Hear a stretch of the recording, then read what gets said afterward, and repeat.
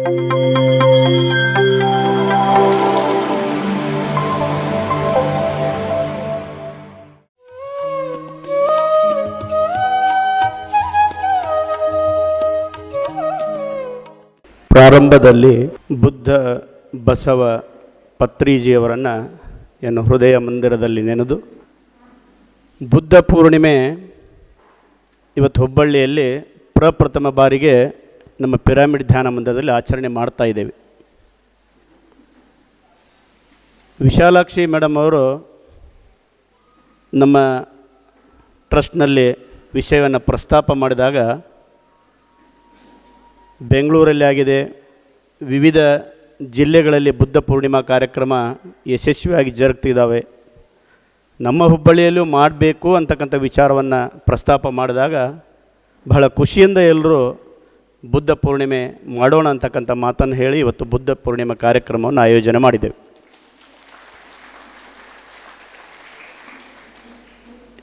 ಇಲ್ಲಿ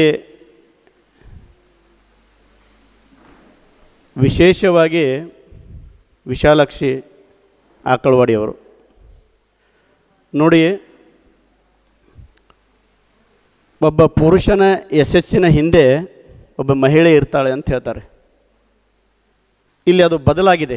ಹುಬ್ಬಳ್ಳಿ ಪಿರಾಮಿಡ್ದಲ್ಲಿ ಒಬ್ಬ ಮಹಿಳೆಯ ಯಶಸ್ಸಿನ ಹಿಂದೆ ಒಬ್ಬ ಪುರುಷ ಇದ್ದಾನೆ ಅಂಥೇಳಿ. ಅವರು ಯಶಸ್ಸಾಗಲಿಕ್ಕೆ ಕಾರಣ ನಮ್ಮ ನೀಲಕಂಠ ಆಕಳವಾಡಿಯವರು, ಅವರ ಪತಿದೇವರು. ಅವರಿಬ್ಬರ ಜೊತೆ ಜೋಡಿ ಹೇಗಿದೆ ಅಂದರೆ ಬಹಳ ವಿಶೇಷವಾಗಿರ್ತಕ್ಕಂಥ ಜೋಡಿ. ವಿಶಾಲಾಕ್ಷಿ ಮೇಡಮ್ ಅವರು ಧ್ಯಾನದ ಕುರಿತಾಗಿ, ಧ್ಯಾನ ಮಂದಿರ ಕುರಿತಾಗಿ ಏನನ್ನು ಹೇಳಿದರೆ ತಮ್ಮ ಎಲ್ಲ ಉದ್ಯೋಗ ಭವಿಷ್ಯಗಳನ್ನು ಬಿಟ್ಟು ಅವರ ಹಿಂದೆ ನಿಂತು ಅದು ಯಶಸ್ವಿ ಮಾಡ್ತಕ್ಕಂಥ ಕೆಲಸವನ್ನು ನಮ್ಮ ನೀಲಕಂಠ ಆಕಳವಾಡಿಯವರು ಮಾಡ್ತಾಯಿದ್ದಾರೆ.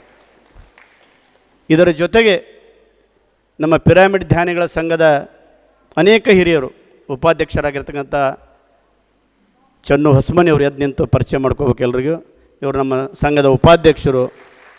ಇವರು ತನುಮನದಿಂದ ಸಹಾಯವನ್ನು ಮಾಡ್ತಾರೆ. ಹಿರಿಯ ನಿರ್ದೇಶಕರಾಗಿರ್ತಕ್ಕಂಥ ಲಲಿತ್ ಶಾ ಅವರು ನಮ್ಮ ನಿರ್ದೇಶಕರು. ಜೀವನ್ ವಸ್ತ್ರದರವರು, ಅವರು ನಮ್ಮ ಹಿರಿಯ ನಿರ್ದೇಶಕರು.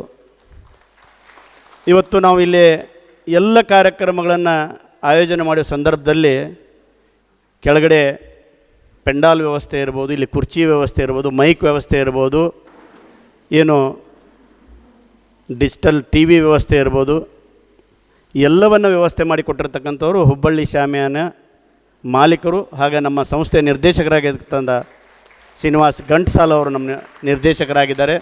ಯಾವುದೇ ಕಾರ್ಯಕ್ರಮ ಇದ್ದರೆ ಅವರು ಎಲ್ಲದರಲ್ಲೂ ಭಾಗವಹಿಸಿ ಉಚಿತವಾಗಿ ಎಲ್ಲವನ್ನು ಒದಗಿಸ್ತಕ್ಕಂಥ ಕೆಲಸ ನಮ್ಮ ಮಾಡ್ತಾಯಿದ್ದಾರೆ. ಎಲ್ಲ ವ್ಯವಸ್ಥೆಯನ್ನು ನೋಡಿಕೊಳ್ಳಿಕ್ಕೆ, ಪ್ರತಿನಿತ್ಯದ ವ್ಯವಸ್ಥೆಯನ್ನು ನೋಡಿಕೊಂಡು ಹಣಕಾಸಿನ ವ್ಯವಸ್ಥೆಯನ್ನು ನೋಡಿಕೊಳ್ಳಿಕ್ಕೆ ಖಜಾಂಚಿಯಾಗಿ ಬಸವರಾಜ್ ಹೊಸಮನಿ ಅವರಿದ್ದಾರೆ. ಪ್ರತಿನಿತ್ಯ ಅವ್ರ ಮನೆಯಲ್ಲಿ ಎದುರುಗಡೆ ಇದೆ. ನಮಗಿಷ್ಟು ಅನುಕೂಲ ಆಗಿದೆ ಅಂದರೆ ಪಿರಾಮಿಡ್ನ ವ್ಯವಸ್ಥೆ ನೋಡಲಿಕ್ಕೆ ನಾವು ಯಾರೂ ಹೆಚ್ಚಿಗೆ ತಲೆ ಕೆಡಿಸ್ಕೊಳ್ಳಂಗಿಲ್ಲ. ಆದರೆ ಅವ್ರ ಮನೆ ಎದುರು ಇರೋದ್ರಿಂದ ಪ್ರತಿನಿತ್ಯ ಇಲ್ಲಿ ಬಂದು ಇದರ ಸ್ವಚ್ಛತೆ ಬಗ್ಗೆ ಇರ್ಬೋದು, ಇದರ ಮೇಂಟೆನೆನ್ಸ್ ಬಗ್ಗೆ ಇರ್ಬೋದು, ಪ್ರತಿಯೊಂದು ನೋಡ್ತಕ್ಕಂಥ ಕೆಲಸವನ್ನು ಬಸವರಾಜ್ ಹೊಸಮನಿ ಅವರು ಮಾಡ್ತಾರೆ. ಇದು ಎಲ್ಲವೂ ಕಾರ್ಯಕ್ರಮ ಜರುಗ್ತಿದ್ದಾವಂದ್ರೆ ನೀಲಕಂಠ ಆಕಳವಾಡಿ ಹೇಳ್ತಾರೆ, ಇವತ್ತು ಕಾಂಚಾಣಂ ಕಾರ್ಯಸಿದ್ಧಿ ಅಂತ ಹೇಳ್ತಾರೆ. ದುಡ್ಡಿದ್ರೆ ದೊಡ್ಡಪ್ಪ, ದುಡ್ಡಿದ್ರೆ ಎಲ್ಲ ಕೆಲಸ ಆಗ್ತವೆ. ದುಡ್ಡಿನ ವ್ಯವಸ್ಥೆ ಬೇಕಂದ್ರೆ ನೀಲಕಂಠ ಆಕಳವಾಡಿ ಹೇಳ್ತಾರೆ, ನೀವು ಏನೂ ತಲೆ ಕೆಡಿಸ್ಕೋಬೇಡ್ರಿ, ನನ್ನ ಕಡೆ ಜನ ಆಧಾರ ಕೊಡ್ತಾರೆ, ನಾನು ಕರ್ಕೊಂಬರ್ತೀನಿ. ಜನ ದೇಣಿಗೆ ಕೊಡ್ತಕ್ಕಂಥವ್ರು, ಆ ವ್ಯವಸ್ಥೆಯನ್ನು ಮಾಡ್ತಕ್ಕಂಥವ್ರು ನಮ್ಮ ನಿರ್ದೇಶಕರು ಹೌದು, ನಮಗೆ ಎಲ್ಲ ಬೆನ್ನೆಲುಬಾಗಿ ಇದಕ್ಕೆ ನಿಂತಿರ್ತಕ್ಕಂಥವ್ರು ನೀಲಕಂಠ ಆಕಳವಾಡಿ ಇದ್ದಾರೆ. ಹೀಗೆ ಈ ಪಿರಾಮಿಡ್ ವ್ಯವಸ್ಥೆಯನ್ನು ನೋಡ್ಕೊತ ನಮ್ಮ ಧ್ಯಾನಿಗಳ ಸಂಘ ಇವತ್ತು ಹುಬ್ಬಳ್ಳಿಯಲ್ಲಿ ಪಿರಾಮಿಡ್ ಧ್ಯಾನ ಮಂದಿರವನ್ನು ಬೆಳೆಸ್ತಕ್ಕಂಥ ಕೆಲಸವನ್ನು ಮಾಡ್ತಾಯಿದೆ. ಈ ಪಿರಾಮಿಡ್ ಧ್ಯಾನ ಮಂದಿರವನ್ನು ಸನ್ಮಾನ್ಯ ಜಗದೀಶ್ ಶೆಟ್ಟರ್ ಅವರು ಮುಖ್ಯಮಂತ್ರಿ ಆಗಿರ್ತಕ್ಕಂಥ ಸಂದರ್ಭದಲ್ಲಿ ಕನಕಗಿರಿ ರಸ್ತೆಯಲ್ಲಿರ್ತಕ್ಕಂಥ ಪಿರಾಮಿಡ್ ವ್ಯಾಲಿಗೆ ಒಂದಿನ ಒಂದು ಕಾರ್ಯಕ್ರಮಕ್ಕೆ ಹೋಗಿ ಭೇಟಿ ಆಗ್ತಾರೆ.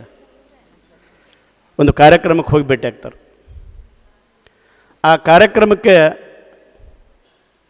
ಹೋದ ಸಂದರ್ಭದಲ್ಲಿ ಪತ್ರಿಜಿಯವ್ರ ಜೊತೆ ಮಾತಾಡ್ತಾರೆ. ನಿಮ್ಮಲ್ಲಿ ಪಿರಾಮಿಡ್ ವ್ಯಾಲಿ ಇದೆ, ಹುಬ್ಬಳ್ಳಿಯಲ್ಲಿ ಮಾಡ್ಬೋದಲ್ಲ ಅಂತ ಕೇಳಿದಾಗ ಮಾಡ್ಬೋದು, ಅದರಲ್ಲಿ ಏನು ತಪ್ಪಿಲ್ಲ. ಸ್ಥಳದ ಅವಕಾಶ ಬೇಕಾಗ್ತದೆ. ನಮ್ಗೆ ಯಾರಾದರೂ ಜಾಗ ಕೊಡೋರಿದ್ರೆ ನಾವು ಮಾಡ್ಲಿಕ್ಕೆ ತಯಾರಿದ್ದೇವೆ ಅಂತ ಅವ್ರು ಹೇಳ್ತಾರೆ. ಸನ್ಮಾನ್ಯ ಜಗದೀಶ್ ಶೆಟ್ಟರ್ ಅವರು ಯೋಚನೆ ಮಾಡಿ ಅಲ್ಲಿರ್ತಕ್ಕಂಥ ಪಿರಾಮಿಡನ್ನು ಹುಬ್ಬಳ್ಳಿಯಲ್ಲಿ ಯಾಕೆ ಮಾಡಬಾರ್ದು ಅಂತೇಳಿ ಪತ್ರಿಕೆಯ ಜೊತೆ ಡಿಸ್ಕಸ್ ಮಾಡಿ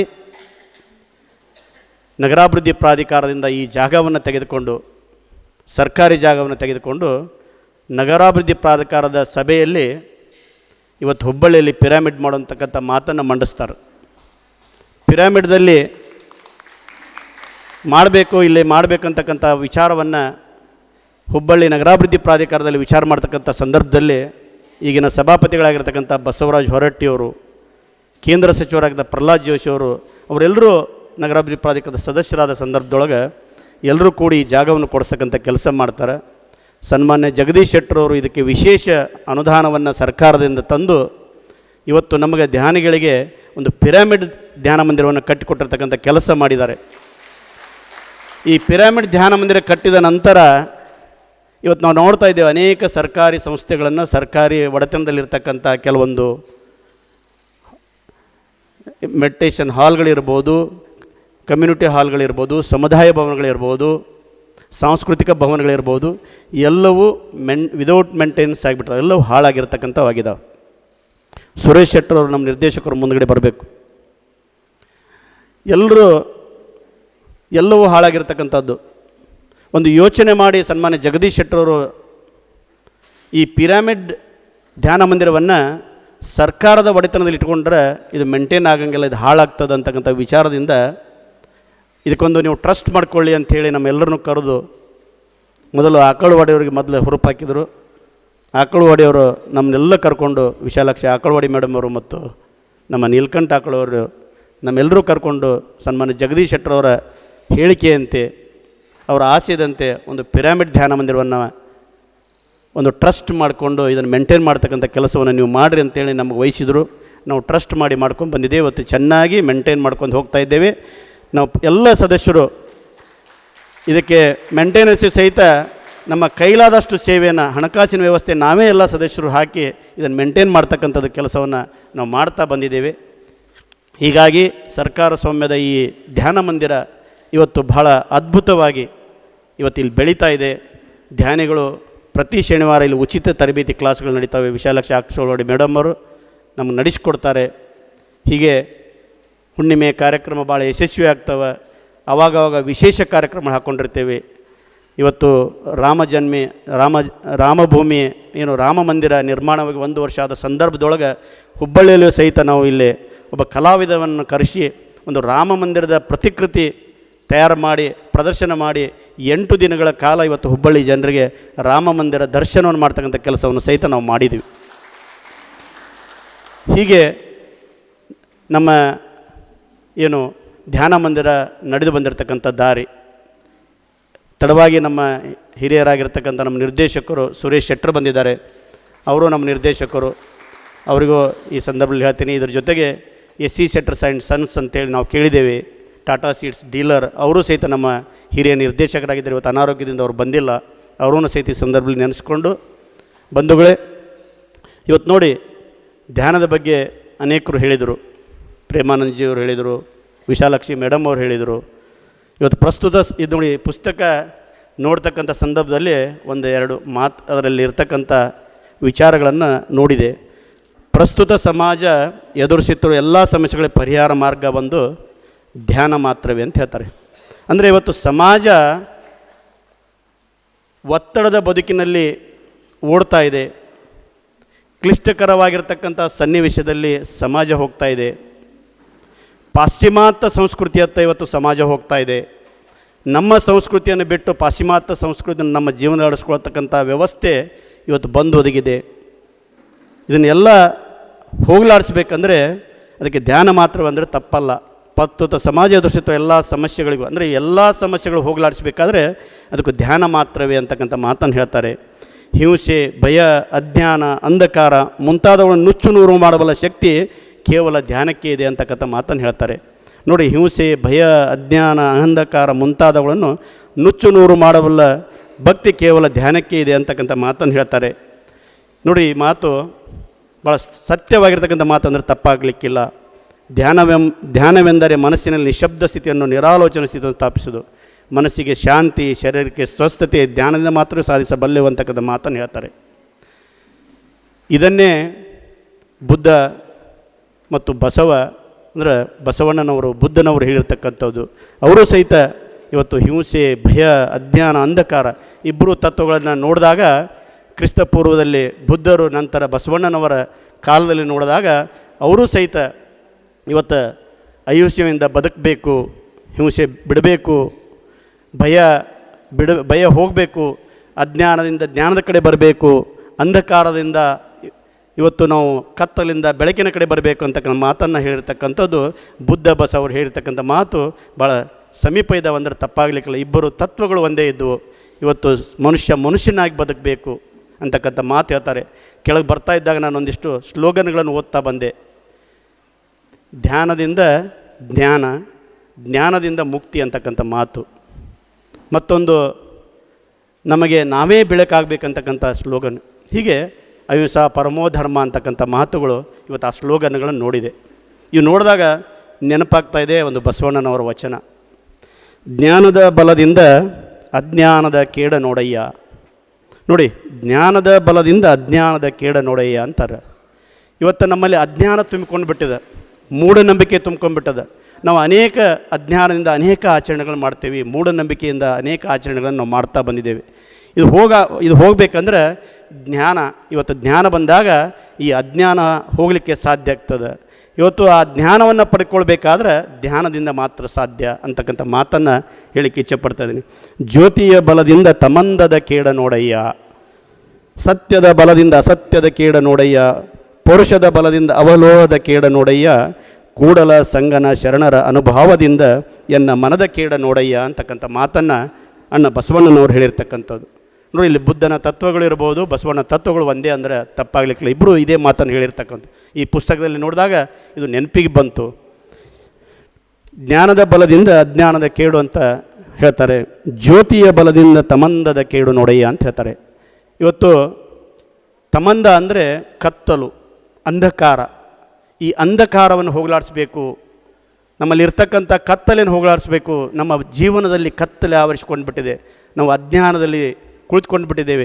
ಇದೆಲ್ಲವೂ ಹೋಗ್ಬೇಕಂದ್ರೆ ಜ್ಯೋತಿಯ ಬಲದಿಂದ. ಅಂದರೆ ಈ ಕತ್ತಲೆ ಹೋಗಬೇಕಾದ್ರೆ ಬೆಳಕು ಬಂದಾಗ ಮಾತ್ರ ಕತ್ತಲೆ ಹೋಗ್ತದೆ, ಆ ಕತ್ತಲೆ ಹೋಗಬೇಕಾದ್ರೆ ಬೆಳಕು ಬರಬೇಕು. ಹೀಗಾಗಿ ಜ್ಯೋತಿಯ ಬಲದಿಂದ ತಮಂದದ ಕೇಡ ನೋಡಿ ಅಂತಕ್ಕಂಥ ಮಾತನ್ನು ಹೇಳ್ತಾರೆ. ಸತ್ಯದ ಬಲದಿಂದ ಅಸತ್ಯದ ಕೇಡ ನೋಡಯ್ಯ ಅಂತ. ಇವತ್ತು ನೋಡಿ, ಎಲ್ಲಿ ನೋಡಿದಲ್ಲಿ ಅಸತ್ಯ ತುಂಬಿ ತುಳುಕ್ತಾ ಇದೆ. ಸತ್ಯವಂತರು ಸಿಗ್ತಕ್ಕಂಥದ್ದು ಬಹಳ ವಿರಳ ಅಂದರೆ ತಪ್ಪಾಗಲಿಕ್ಕಿಲ್ಲ. ಇವತ್ತು ಸತ್ಯವಂತರಾಗಬೇಕಾದ್ರೆ ಇವತ್ತು ನಾವು ಧ್ಯಾನವನ್ನು ಮಾಡಿದಾಗ ನಾವು ಸತ್ಯವಂತರಾಗಲಿಕ್ಕೆ ಸಾಧ್ಯ ಆಗ್ತದೆ. ನಮ್ಮಲ್ಲಿ ಇರ್ತಕ್ಕಂಥ ಕಲ್ಮಶ ಕೊಳೆಯನ್ನು ಕಳ್ಕೋಬೇಕಾದ್ರೆ ಧ್ಯಾನದಿಂದ ಮಾತ್ರ ಸಾಧ್ಯ ಆಗ್ತದೆ. ಇವತ್ತು ನಮಗೆ ನಾವೇ ಬೆಳಕಾಗಬೇಕಾದ್ರೆ ಏನು ಆ ಕೆಳಗಡೆ ಸ್ಲೋಗನ್ ಬರೆದಿದ್ದಾರಲ್ಲ, ಅದು ನಿಜ. ಇವತ್ತು ನಮಗೆ ನಾವು ಬೆಳಕಾಗಬೇಕಾದ್ರೆ ನಾವು ಧ್ಯಾನದಲ್ಲಿ ಆಸಕ್ತರಾದಾಗ ಮಾತ್ರ ನಮ್ಮಲ್ಲಿರ್ತಕ್ಕಂಥ ಕಲ್ಮಶ ಹೋಗಿ ಇವತ್ತು ನಾವು ನಿಷ್ಕಲ್ಮಶ ವ್ಯಕ್ತಿ ಆಗಲಿಕ್ಕೆ ಸಾಧ್ಯ ಆಗ್ತದೆ. ಇವತ್ತು ನಾವು ಸತ್ಯದಿಂದ ಅಸತ್ಯದಿಂದ ಸತ್ಯದ ಕಡೆ ಹೋಗಲಿಕ್ಕೆ ಸಾಧ್ಯ ಆಗ್ತದೆ. ಅದರಿಂದ ತಪ್ಪಾಗಲಿಕ್ಕಿಲ್ಲ ಬಂಧುಗಳೇ. ಪೌರುಷದ ಬಲದಿಂದ ಅವಲೋಹದ ಕೇಡು ನೋಡಯ್ಯ ಅಂತಕ್ಕಂಥ ಮಾತೇಳ್ತಾರೆ. ಹಿಂದಿನ ಕಾಲದಲ್ಲಿ ಪೌರುಷಮಣಿ ಅಂತ ಸಿಗ್ತಾ ಇತ್ತು, ಇವತ್ತು ಅದು ಸಿಗ್ತಾ ಇಲ್ಲ. ಇವತ್ತು ವಿರಳ ಅದು ಪೌರುಷಮಣಿ ಅಂದರೆ ನೋಡಲಿಕ್ಕೂ ಸಹಿತ ಇವತ್ತು ಸಿಗಲ್ಲ. ಪೌರುಷದ ಬಲದಿಂದ ಅವಲೋಹದ ಕೇಡು ನೋಡಯ್ಯ ಅಂದರೆ ಇವತ್ತು ಜಂಗ್ ಹಿಡಿದಕ್ಕಂಥ ಕಬ್ಬಣ ಪೌರುಷಮಣಿ ತಾಗಿದರೆ ಅದು ಚಿನ್ನದಂತೆ ಹೊಳಿತಿತ್ತು ಅಂತಕ್ಕಂಥ ಮಾತನ್ನು ಹೇಳ್ತಾರೆ. ಇವತ್ತು ನಮ್ಮ ದೇಹವು ಸಹಿತ ಇವತ್ತು ಜಂಗ್ ಹಿಡಿದು ಹೋಗಿಬಿಟ್ಟದೆ. ಆ ಜಂಗ್ ಹಿಡಿದಕ್ಕಂತಕ್ಕಂಥ ಏನು ಈ ದೇಹವನ್ನು ಶುದ್ಧ ಮಾಡ್ಕೋಬೇಕಂದ್ರೆ ಪೌರುಷಮಣಿ ಏನಂತಂದ್ರೆ ಅದು ಧ್ಯಾನ. ಪೌರುಷಮಣಿ ರೂಪದಲ್ಲಿ ಧ್ಯಾನ ಬಂದಿದೆ. ಆ ಧ್ಯಾನದ ಮುಖಾಂತರ ನಮ್ಮ ದೇಹವನ್ನು ಸ್ವಚ್ಛ ಮಾಡ್ಕೊಳ್ತಕ್ಕಂಥ ಕೆಲಸ ಮಾಡಿದಾಗ ಇವತ್ತು ನಾವು ಶುದ್ಧ ಆಗಲಿಕ್ಕೆ ಸಾಧ್ಯ ಅಂತಕ್ಕಂಥ ಮಾತನ್ನು ಹೇಳ್ತಾರೆ. ಕೊನೆಗೆ ಹೇಳ್ತಾರೆ, ಕೂಡಲ ಸಂಗನ ಶರಣರ ಅನುಭಾವದಿಂದ ಎನ್ನ ಮನದ ಕೇಡ ನೋಡಯ್ಯ ಅಂತಕ್ಕಂಥ ಮಾತು. ನೋಡಿ, ಕೂಡಲ ಸಂಗನ ಶರಣರ ಅನುಭವದಿಂದ ಅಂತಕ್ಕಂಥ ಮಾತು ಇದನ್ನು ಈ ವೇದಿಕೆ ಮೇಲೆ ಇರ್ತಕ್ಕಂಥವ್ರಿಗೆ ಅನುಭವಿಸ್ತದೆ ಅಂದರೆ ತಪ್ಪಾಗಲಿಕ್ಕಿಲ್ಲ. ಇವರ ಎಲ್ಲರ ಅನುಭವದ ಇವತ್ತು ಮಾತುಗಳಿಂದ, ಇವರ ಅನುಭವದ ನುಡಿಗಳಿಂದ, ಇವರಲ್ಲಿರ್ತಕ್ಕಂಥ ಧ್ಯಾನದ ಎಕ್ಸ್ಪೀರಿಯನ್ಸನ್ನು ಇದನ್ನು ನಾವು ಪಡೆದುಕೊಂಡಾಗ ನಮ್ಮ ಮನದ ಕೇಡ ನೋಡಯ್ಯ ಅಂತಂದ್ರೆ ನಮ್ಮ ಮನಸ್ಸು ಸ್ವಚ್ಛ ಆಗಲಿಕ್ಕೆ ಸಾಧ್ಯದ. ಇಂಥವರು ನಮ್ಮ ತಲೆಯಲ್ಲಿ ಬಿತ್ತತಕ್ಕಂಥ ಏನು ಒಳ್ಳೆಯ ವಿಚಾರಗಳಿದ್ದಾವೆ, ಧ್ಯಾನದ ಕುರಿತಾಗಿ ವಿಚಾರಗಳಿದ್ದಾವೆ. ಪತ್ರಿಜಿಯವರು ಏನು ಮಾಡಿದರು, ಇವತ್ತು ಸಸ್ಯಾಹಾರ ಜಗತ್ತಾಗಬೇಕಂತಕ್ಕಂತ ಹೇಳಿದರು. ಇವತ್ತು ಎಲ್ಲವೂ ಬದುಕಬೇಕು, ಈ ಭೂಮಿ ಮೇಲೆ ಬದುಕಬೇಕಾದ್ರೆ ಇವತ್ತು ಸಸ್ಯಾಹಾರಿಗಳಾಗಬೇಕು ಅಂತಕ್ಕಂಥ ಮಾತನ್ನು ಹೇಳಿದ್ದಾರೆ. ಅಂದರೆ ಇವತ್ತು ಇಂಥವರ ಬಲದಿಂದ ಅಂದರೆ ಇವರು ಇಲ್ಲಿ ಇರ್ತಕ್ಕಂಥವರು ಒಂದು ಕೂಡಲ ಸಂಗನ ಶರಣರಂದ್ರೆ ತಪ್ಪಾಗಲಿಕ್ಕಿಲ್ಲ. ಇವರ ಅನುಭವವನ್ನು ನಾವು ಪಡೆದು ಆ ಅನುಭವದಿಂದ ನಮ್ಮ ಮನಸ್ಸನ್ನು, ನಮ್ಮ ದೇಹವನ್ನು, ನಮ್ಮ ವಿಚಾರಗಳನ್ನು ಸರಿ ಮಾಡ್ಕೊಳ್ತಕ್ಕಂಥ ಕೆಲಸ ಮಾಡಬೇಕು ಅಂತಕ್ಕಂಥ ಮಾತನ್ನು ಈ ಸಂದರ್ಭದಲ್ಲಿ ಹೇಳ್ತಾ, ಹೀಗೆ ಏನು ಅಣ್ಣ ಬಸವಣ್ಣನವರು ಹೇಳ್ತಕ್ಕಂಥ ಮಾತು ಇದು ಬುದ್ಧನ ವಿಚಾರಕ್ಕೂ ಅನ್ವಯ ಆಗ್ತದೆ. ಇವತ್ತು ನಾವು ಏನು ಧ್ಯಾನದಿಂದ ಮುಕ್ತಿ ಪಡಿಬೇಕು ಅಂತ ಹೇಳ್ತಾ ಇದ್ದೇವೆ. ಧ್ಯಾನದಿಂದ ರೋಗ ಹೋಗಲಿಕ್ಕೆ ಸಾಧ್ಯದ. ನಮಗಿರ್ತಕ್ಕಂಥ ಅನೇಕ ಒತ್ತಡಗಳು, ಇವತ್ತು ಮಾನಸಿಕ ನೆಮ್ಮದಿ ಸಿಗಬೇಕಾದ್ರೆ ಧ್ಯಾನದ ಅವಶ್ಯಕತೆ ಇದೆ. ಆ ಧ್ಯಾನದ ಅವಶ್ಯಕತೆಯನ್ನು ಹುಬ್ಬಳ್ಳಿಯಲ್ಲಿ ನಾವು ನೀಡ್ತಾ ಇದ್ದೇವೆ. ಇಂಥ ಹಿರಿಯರನ್ನು ಕರೆದು ಅನೇಕ ಸಂದರ್ಭದಲ್ಲಿ ವಿಶೇಷ ಉಪನ್ಯಾಸಗಳನ್ನು ನೀಡ್ತಾ ಇದ್ದೇವೆ. ತಾವೆಲ್ಲರೂ ಮುಂದಿನ ದಿನಗಳಲ್ಲಿ ನೀವೇನು ಬರ್ತಾ ಇದ್ದೀರಿ, ನಿಮ್ಮ ಜೊತೆ ಒಬ್ಬರು ನೀವು ಹೆಚ್ಚಿಗೆ ಕರ್ಕೊಂಬರ್ರಿ ಸಾಕು. ನೀವು 10 ಜನ ಕರ್ಕೊಂಬರ್ರಿ ಅಂತ ನಾನು ನಿಮಗೆ ವಿನಂತಿ ಮಾಡಲ್ಲ. ಇಲ್ಲಿ ಇರ್ತಕ್ಕಂಥವ್ರು ನಿಮ್ಮ ಜೊತೆ ಮತ್ತೊಬ್ಬರು ಕರ್ಕೊಂಬರ್ರಿ. ಆಟೋಮೆಟಿಕ್ಲಿ ಧ್ಯಾನದ ಬಗ್ಗೆ ಅರಿವು ಮೂಡ್ತದೆ, ಧ್ಯಾನದ ಸಂದೇಶ ಹೆಚ್ಚಿಗೆ ಮಾಡಲಿಕ್ಕೆ ಸಾಧ್ಯ ಆಗ್ತದೆ, ಧ್ಯಾನವನ್ನು ಬೆಳೆಸಲಿಕ್ಕೆ ಸಾಧ್ಯ ಆಗ್ತದೆ. ನಾವು ನೀವೆಲ್ಲರೂ ಸೇರಿ ಧ್ಯಾನವನ್ನು ಮಾಡೋಣ ಅಂತಕ್ಕಂಥ ಮಾತನ್ನು ಈ ಸಂದರ್ಭದಲ್ಲಿ ಹೇಳಿ ಅಧ್ಯಕ್ಷೀಯ ನುಡಿಗಳ ಮಾತನಾಡಲಿಕ್ಕೆ ಅವಕಾಶ ಮಾಡಿಕೊಟ್ಟರೆ ತಮ್ಮೆಲ್ಲರಿಗೂ ವಂದಿಸಿ ನನ್ನ ಮಾತುಗಳನ್ನು ಮುಗಿಸ್ತಾ ಇದ್ದೀನಿ. ನಮಸ್ಕಾರಗಳು. ಜೈ ಹಿಂದ್, ಜೈ ಕನ್ನಡ. PMC ಕನ್ನಡ ಚಾನೆಲ್ ಅನ್ನು ಲೈಕ್ ಮಾಡಿ, ಶೇರ್ ಮಾಡಿ, ಸಬ್ಸ್ಕ್ರೈಬ್ ಮಾಡಿ ಮತ್ತು ಮಾಡಿಸಿ. ಎಲ್ಲರಿಗೂ ಧನ್ಯವಾದಗಳು.